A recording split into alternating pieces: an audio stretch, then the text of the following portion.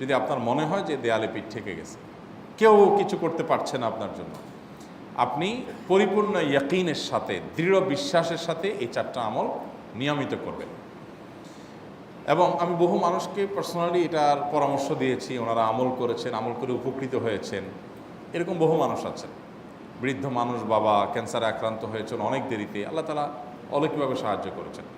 হ্যাঁ, কখনো যদি আল্লাহ তাআলা এই আমলগুলো করার পরও আমার বিপদ দূর না করেন, তাহলে হয় আমার আমলের মধ্যে কোনো ত্রুটি ছিল, অথবা আমার এই বিপদ দূর না হওয়ার মধ্যে আমার জন্য কোনো কল্যাণ নিহিত ছিল। আল্লাহ তাআলা আমার দোয়া কবুল করে যে উপকার হতো তার চাইতে বেটার কিছু হয়তো আমাকে দিবেন, এই ইয়াকিন একজন ইমানদারের থাকবে। সেই 4টা আমলের 1 নম্বর হলো ইস্তেগফারের আমল। ইস্তেগফার, আপনি ফেসে গেছেন কোনো জায়গায়, কোনো উপায় পাচ্ছেন না, আপনি ইস্তেগফার পড়তে থাকেন। আস্তাগফিরুল্লাহ ওয়া আতুবু ইলাইহি, আস্তাগফিরুল্লাহ ওয়া আতুবু ইলাইহি, আস্তাগফিরুল্লাহ ওয়া আতুবু ইলাইহি, আস্তাগফিরুল্লাহ, আস্তাগফিরুল্লাহ, আস্তাগফিরুল্লাহাল্লাযী লা ইলাহা ইল্লা হুয়াল হাইয়ুল কাইয়্যুম ওয়া আতুবু ইলাইহি ওয়া লা হাওলা ওয়া লা কুওয়াতা ইল্লা বিল্লাহ। اللهم أنت ربي لا إله إلا أنت خلقتني وأنا عبدك وأنا على عهدك ووعدك ما استطعت أعوذ بك من شر ما صنعت أبوء لك بنعمتك علي وأبوء لك بذنبي فاغفر لي فإنه لا يغفر الذنوب إلا أنت সাইয়্যিদুল ইস্তিগফার। এভাবে যে কোনো ইস্তিগফার পড়তে থাকেন, আপনি বেশি বেশি করে আল্লাহর কাছে ইস্তিগফার, ক্ষমা প্রার্থনা করতে থাকেন, খুব বেশি। আপনার 2 ঠোঁটে অনবরত আপনি চাইতে থাকেন আল্লাহর কাছে ক্ষমা। এই ইস্তেগফার সম্পর্কে নবী করিম সাল্লাল্লাহু আলাইহি ওয়াসাল্লাম বলেছেন, মাল্লাজিমাল ইস্তেগফার, যে ব্যক্তি ইস্তেগফারকে আঁকড়ে ধরবে, আঁকড়ে ধরা মানে কি, এটা ছাড়বে না, সে পড়তেই থাকবে অনবরত। টয়লেটে যাওয়ার সময়টা, ঘুমের সময়টা, খাওয়ার সময়টা বাদে, অবসর নামাজের সময়টা বাদে, বাকি সারাক্ষণ সে ইস্তেগফার পড়বে। এরকম যদি কেউ করে, আল্লাহ রাব্বুল আলামিন জাআলাল্লাহু লাহু মিন কুল্লি হাম্মিন ফারাজা ওয়া মিন কুল্লি যায়কিন মাখরাজা, সকল পেরেশানি থেকে, সকল টেনশন থেকে বের হওয়ার পথ আল্লাহ তাআলা অলৌকিকভাবে তার জন্য আবিষ্কার করে দিবেন। এবং আমি আমার জীবনে যেটা বলেছিলাম, বিস্তারিত বলতে চাই না, এরকম পরিস্থিতি আসছে যে চোখের সামনে কোনো আপাতত রক্ষার কোনো পথ আর খোলা নেই, এমন ভয়াবহ বিপদ। ইস্তেগফার করতে করতে এমনভাবে আল্লাহ তাআলা সাহায্য করেছেন যে এটা কল্পনা করলেও মনে হয় যে স্বপ্নের মতো। কিভাবে এখন এই লোক এই জায়গায় আসলো আমার সাহায্যের জন্য, এই লোক তো এটা আমি এই জায়গায় আসার কথা না, টিকুনি এসে হাজির হয়ে গেলেন এবং উপকারটা, আমার সমাধানটা হয়ে গেল সমস্যা। তো আলহামদুলিল্লাহ, বহুবার আমি পরীক্ষা করেছি, আর আমার পরীক্ষার 2 পয়সার দাম নাই। হাদিসে বলা আছে, গ্যারান্টি দেওয়া আছে, আমার পরীক্ষা করলেই কি না করলেই।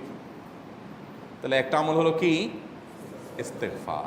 সব সময়ের জন্য এটা কন্টিনিউয়াস করবেন, আর এমনিও অবসর সময় ইস্তেগফার করবেন। আরবদের মধ্যে সৌন্দর্য আছে, তারা বিভিন্ন ডাক্তারের ওয়েটিং রুমে বা বিভিন্ন জায়গায় মানুষ যেখানে অপেক্ষা করে পাবলিক প্লেসগুলোতে লিখে রাখে ইস্তেগফার করুন, আপনার হাইওয়েগুলোর পাশে লেখা থাকে ইস্তেগফার করুন, এবং তারা আসলে একটু পরপর দেখা যায় ইস্তেগফার করে। ভালো মন্দ গুণ সবার মধ্যে আছে, তাদের এই ভালো গুণটা আছে, ইস্তেগফার বেশি বেশি করা। আমরা ইস্তেগফার সচরাচর এইভাবে অনবরত অবসর সময় করার অভ্যাস অনেকের মধ্যেই নাই। আমরা এটা চালু করবো ইনশাআল্লাহ। বিশেষ করে যখন কোনো সমস্যা হবে, তখন ইস্তেগফার চলতে থাকবে মুখে অনবরত। ধীরে ধীরে মহব্বতের সাথে নিজেকে, নিজের পাপ অপরাধগুলোর কথা স্মরণ করে আল্লাহর কাছে মাফ চাইতে থাকবো, পেরেশানি দূর হবে ইনশাআল্লাহ। 1 নাম্বার 2, দুরুদ। নবী করিম সাল্লাল্লাহু আলাইহি সাল্লামের প্রতি দুরুদ পাঠ করা, এটা যদি আপনি নিয়মিত করতে থাকেন মহব্বতের সাথে, আল্লাহুম্মা সাল্লি আলা মুহাম্মদ ওয়া আলা আলি মুহাম্মদ কামা সাল্লাইতা আলা ইব্রাহিম ওয়া আলা আলি ইব্রাহিম ইন্নাকা হামিদুম মাজিদ, আল্লাহুম্মা বারিক আলা মুহাম্মদ ওয়া আলা আলি মুহাম্মদ কামা বারাকতা আলা ইব্রাহিম ওয়া আলা আলি ইব্রাহিম ইন্নাকা হামিদুম মাজিদ।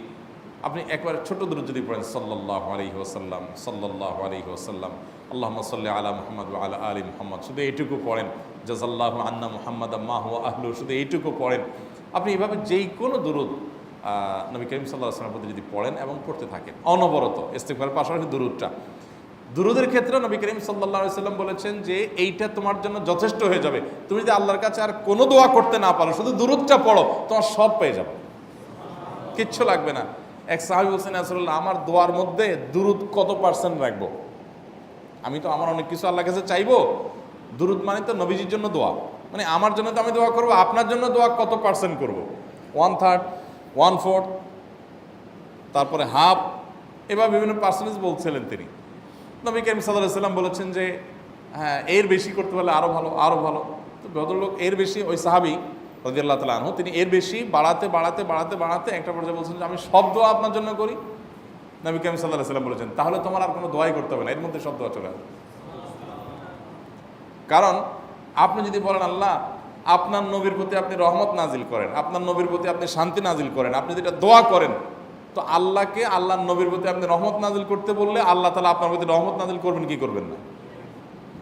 আপনি কাউকে খুশি করতে চান, কার কাছ থেকে কিছু আদায় করতে চান, তার ছেলেটারে যদি হাদিয়া তোহফা দেন, আদর যত্ন করেন, তো বাই ডিফল্ট অটোমেটিকলি ওই লোকের সিম্পেথি আপনার দিকে আসবে কি আসবে না?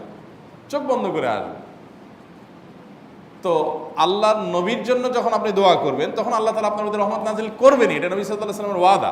যে কোনো পেরেশানি, তিনি আরো বলেছেন যদি কেউ দুরুদের আমল করে নিয়মিত, আল্লাহ রাব্বুল আলামিন তার সকল পেরেশানির জন্য যথেষ্ট করে দিবেন। এই আমলটাকে সবগুলো দূর করার জন্য যথেষ্ট হয়ে যাবে। এই দুরুদের আমলটা আমি দেখেছি সুবহানাল্লাহ গুলির মতো কাজ করে। আজকের ঘটনা, এক ভদ্রলোক সকালে একটা টেলিভিশন চ্যানেলে, বেসরকারি চ্যানেলে প্রোগ্রাম শেষ করে নামছিলাম লিফটে, তো উপস্থাপক উনি বলছিলেন যে ভাই মানে দুরুদের আমল পড়ে আমি কিছুদিন আগে একটা ইয়াতে মানে এমন একটা অবস্থা যে এইটা থেকে বের হওয়ার কোনো পথ আর নাই, শুরু করলাম দুরুদ অনবরত, এরপরে আল্লাহ তাআলা আমাকে এমনভাবে উদ্ধার করলেন আমি কল্পনাও করতে পারিনি। আলহামদুলিল্লাহ এই আমলগুলো করে অনেক ভাইরা আমাকে অভিজ্ঞতা জানাইছেন যে আলহামদুলিল্লাহ তাদের অভিজ্ঞতা অলৌকিক। হ্যাঁ, ওই যে বললাম কখনো যদি আল্লাহ তাআলা আপনার দোয়া কবুল না করেন তাহলে হয় আমার ত্রুটি আছে, আর না হলে আমার জন্য আল্লাহ তাআলা এর চেয়ে বেটার কিছু রেখেছেন, আমি সেই ইয়াকিন রাখবো ইনশাআল্লাহ বিইذنিল্লাহ। আর এই দোয়াতে সমাধান হবেই হবে সে বিশ্বাস থাকতে হবে। নবী করিম সাল্লাল্লাহু আলাইহি ওয়াসাল্লাম বলেছেন, হাদিসে কুদসিতে আল্লাহ বলেছেন আনা ইনদা যান্নি আবদি বি, বান্দা আমার প্রতি যেমন ধারণা করে আমি তেমন আচরণ করি। আপনি যদি চিন্তা করেন করে দেখি হয় কি না, দেখি ট্রাই করি, তাহলে ওই আল্লাহ তাআলা বলবেন ঠিক আছে দেখতে থাক। আপনি যদি ইয়াকিন করেন যে না নবী করিম সাল্লাল্লাহু আলাইহি ওয়াসাল্লাম যে বলেছেন অতএব সেটা হবেই, আর আল্লাহ রাব্বুল আলামিনের কাছে আমি ওইভাবেই চাবো যে আল্লাহ দিবেনই, আমি নিয়েই ছাড়বো, ইনশাআল্লাহ গুলি মিস হতে পারে, আপনার দোয়া মিস হবে না। ওই ইয়াকিন, ওই ঈমান আমার মধ্যে আনতে হবে, চেষ্টা করবো তো ইনশাআল্লাহ। তাহলে দুইটা আমল হলো, ইস্তেগফার আর দুরুদ। 3 নম্বর আরেকটা আমল হলো দোয়া ইউনুস। দোয়া ইউনুস, লা ইলাহা ইল্লা আন্ত সুবহানাক ইন্নী কুনতু মিনাজ জালিমিন। বেশি বেশি পড়তে থাকবেন, যখন বিপদে পড়বেন ইস্তেগফার আর দুরুদ পড়বেন সবচেয়ে বেশি, আর মাঝে মধ্যে দোয়া ইউনুস, লা ইলাহা ইল্লা আন্ত সুবহানাকা ইন্নী কুনতু মিনাজ জালিমিন। আল্লাহ সুবহানাহু ওয়া তাআলা কোরআনে কারিমে এই দোয়ার পরে বলেছেন ওয়াকাযালিকা নুনজিল মুমিনিন। এই দোয়া পাঠ করার মাধ্যমে ইউনুস আলাইহিস সালামকে পৃথিবীর ইতিহাসের সবচেয়ে অলৌকিক ঘটনা, সকল সায়েন্স, সকল আপনার বিজ্ঞানের তত্ত্ব সবগুলোকে আপনার সবগুলোর বিপরীতে বা সবগুলোকে আপনার ভুল প্রমাণ করে দিয়ে ওই জায়গাটার জন্য আল্লাহ তাআলা ইউনুস আলাইহিসকে মাছের পেটে ঢোকার পর সেখান থেকে আবার জীবিত রেখে বের করেছেন। অক্সিজেন অভাবে সেখানে এমনি মারা যাওয়ার কথা, আরও নানা কারণে মারা যাওয়ার কথা, তাই না? কিন্তু আল্লাহ তাআলা তাকে রক্ষা করেছেন, কারণ উনি ওই বিপদে পড়ার পর থেকে এটা পড়তেছিলেন, লা ইলাহা ইল্লা আনতা সুবহানাকা ইন্নী কুনতু মিনাজ জালিমিন। তো আল্লাহ তাআলা কোরআনে বলেছেন এটা ইউনুস, তার নবী ইউনুস আলাইহিস সালামকে আল্লাহ তাআলা এর মাধ্যমে রক্ষা করেছেন, সেটা তার জন্য খাস না, এটা তার জন্য স্পেশাল না, বরং আল্লাহ বলেছেন ওয়াকাযালিকা নুনজিল মুমিনিন, এটা দিয়ে আমি তাকে রক্ষা করেছি, একইভাবে ঈমানদারদেরকেও এইটার মাধ্যমে রক্ষা করব। এটা বড় অস্ত্র পেয়ে গেলাম। দোয়া ইউনুস বেশি বেশি পড়বো ইনশাআল্লাহ, লা ইলাহা ইল্লা আনতা সুবহানাকা ইন্নী। আমার দেশে আবার দেখা যায় বিপদ হয়ে গেলে তখন হুজুর ভাড়া করে যে ভাই আপনারা সবাই মিলে এটা 1 লাখ বার পড়ে দেন, 1.25 লাখ বার পড়ে দেন, টাকা দিমো আপনারা পড়ে দেন। আপনারটা আপনি পড়বেন ভাই, হুজুরদের কাছে দোয়া চান সমস্যা নাই, আর হুজুরদেরকে খাটায়া টাকা দিবেন কেন, এমনি টাকা দিবেন না দিয়া। আর এই দোয়া নিজে নিজে করতে থাকবেন। ইউনুস আলাইহিস সালাম ওই সময় কি লোক ঠিক করছিলেন যে ভাই আপনারা সবাই দোয়া ইউনুস পড়েন, আমি গেলাম, আমি মাছের পেটে গেলাম, আপনারা বসেন সবাই দোয়া ইউনুস পড়া দেবেন, করছেন উনি? ওনারটা উনি করছেন, তো আপনারটা আপনি শুরু করবেন, দোয়া ইউনুস না। 4 নম্বর আমল হলো ইয়া যাল জালালি ওয়াল ইকরাম, এটা বিশেষ করে পাঠ করবেন। নবী করিম সাল্লাল্লাহু আলাইহি ওয়াসাল্লাম বলেছেন আলিজু বিয়া যাল জালালি ওয়াল ইকরাম, ইয়া যাল জালালি ওয়াল ইকরাম এইটাকে তোমরা আঁকড়ে ধরবে। ইয়া যাল জালালি ওয়াল ইকরামের মানে কি? এটা আল্লাহকে ডাকা, আর কিছু না, এবং হাদিসে বর্ণিত দোয়া, এটা মাসনুন দোয়া। ইয়া যাল জালালি ওয়াল ইকরাম মানে হে মহা ক্ষমতার অধিকারী, প্রতাপশালী এবং সম্মানের মালিক, এটা বলার মানে হলো আল্লাহর কাছে নিবেদন করা, যেহেতু আপনার প্রতাপ আছে, আপনার জালাল আছে, আপনার বড়ত্ব আছে, হে বড়ত্বের অধিকারী এবং হে সম্মানের অধিকারী, আপনার যেহেতু আল্লাহ তাআলা এটা, আপনার যদি এটা আছে, অতএব হে আল্লাহ আপনি আমাকে এটা দান করুন, আপনার সেখান থেকে আমার প্রতি রহম করুন, আপনার সেখান থেকে আমাকে, আপনার বড়ত্ব থেকে আমাকে আপনি হেফাজত করুন, আপনার একরাম থেকে আমাকে আপনি, তা দিয়ে আপনি আমাকে রহম করুন।